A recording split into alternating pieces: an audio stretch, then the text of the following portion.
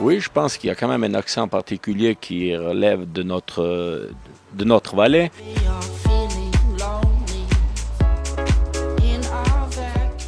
Si on va en haut à Savièse, c'est différent d'ici. Donc je pense qu'il y a forcément pour eux, il y a un accent, mais pour nous, on n'entend pas. On n'entend pas l'accent. À la base, je suis montaisan, mais ça fait 30 ans que je suis ici. D'ailleurs, quand je vais à Monter, on me dit, maintenant j'ai l'accent valdien. Est-ce qu'il y a un petit côté français dans l'accent de Valdillier? Alors moi, je pense un peu, vu qu'on est vraiment proche entre français, ouais, je pense.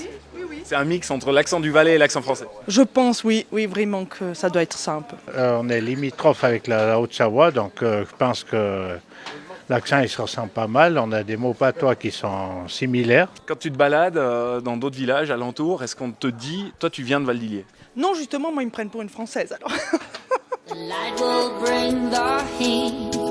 C'est surtout les mots qui terminent par EN, ENT, en, il prononce en.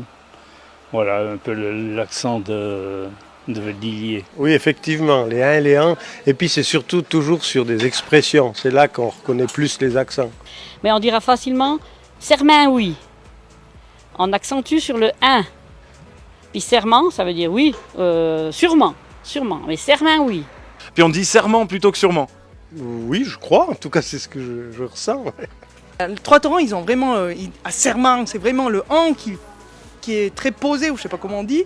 Mais autrement, non, moi, je me rends pas compte. Quand je jouais plus jeune avec Valdillier, il n'y avait que les frères Perrin.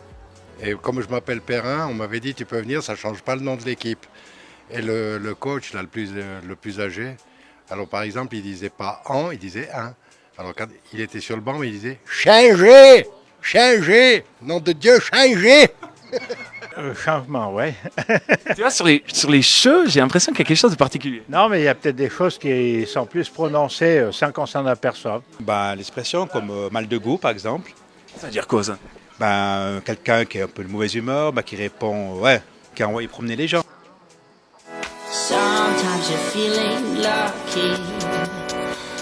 Entre Trois-Torrents, Valdillier, Champéry, laquelle des communes a le plus fort accent d'après toi?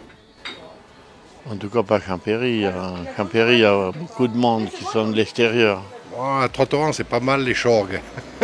On les appelle les Chorgues, donc ils ont un accent aussi très marqué. Mais Valdillier, c'est assez chantant, c'est assez particulier.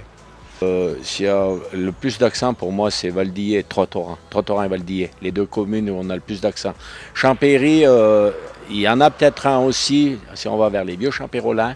Mais Champéry, il y avait quand même plus de tourisme. Il y a eu, depuis plus vite, il y a eu un contact avec le tourisme qui a peut-être fait que l'accent est moins marqué.